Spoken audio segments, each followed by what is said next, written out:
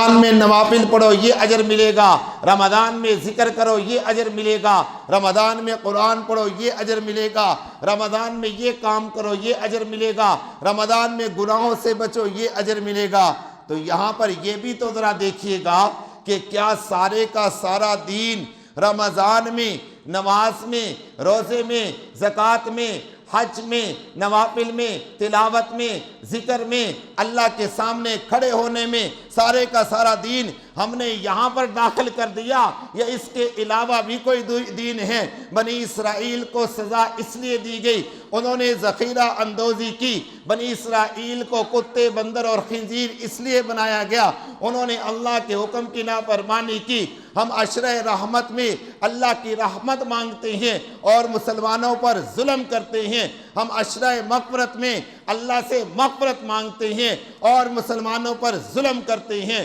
ہم جہنم سے آزادی کے عشرے میں جہنم سے آزادی کی دعائیں مانگتے ہیں، ساری رات تہجد میں کھڑے ہوتے ہیں، صلاۃ اللیل پڑھتے ہیں، صلاۃ النوافل پڑھتے ہیں، 27ویں رات میں